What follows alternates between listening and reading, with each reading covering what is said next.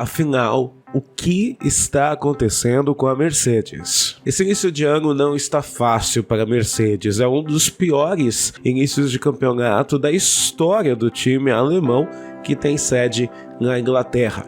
O que está acontecendo? Em 2022, nós temos que lembrar que os carros da Fórmula 1 contam com um efeito solo, através dos túneis de Venturi. O efeito solo, como nós já dissemos aqui no Boteco F1, trabalha com diferenças de pressão na aerodinâmica. Quanto maior for a velocidade do fluxo de ar, menor será a pressão, e vice-versa. Portanto, para que o efeito solo funcione da forma correta, os carros da categoria precisam estar o mais perto possível do solo. Caso, por algum problema, a equipe não consiga deixar o carro na altura ideal em relação ao solo, a gente tem um problema. O carro vai perder pressão aerodinâmica automaticamente. E aqui está o problema da Mercedes. Como nós já falamos neste vídeo aqui que está aparecendo no card, com o efeito solo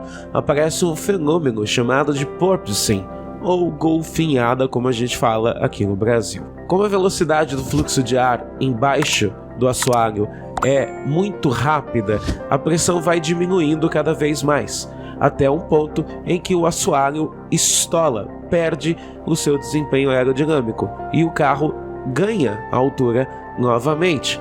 Quando está em velocidade, o fluxo de ar por debaixo do assoalho passa com maior velocidade novamente, o assoalho abaixa, ele estola e o carro sobe. Dessa forma, criando esse comportamento de golfinho.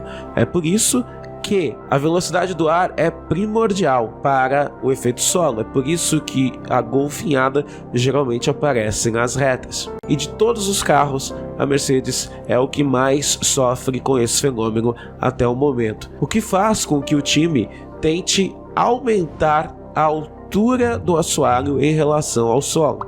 Quando você faz isso em um carro que exige desempenho dos túneis de Venturi, você vai perder pressão aerodinâmica, porque você precisa do assoalho o mais próximo possível do asfalto. Se você não conseguir guiar o carro dessa forma, você vai perder pressão aerodinâmica automaticamente. E o fato de aumentar a altura do carro em relação ao solo faz com que certos problemas de balanço de configuração apareçam no carro da Mercedes.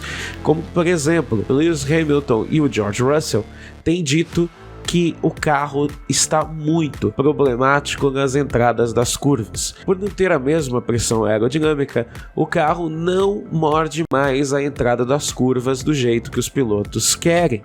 Dessa forma, perdendo tempo de volta. E não tem como mexer muito nesse quesito, porque num carro com túneis de Venturi, você tem que tirar desempenho deles através do assoalho e não das asas.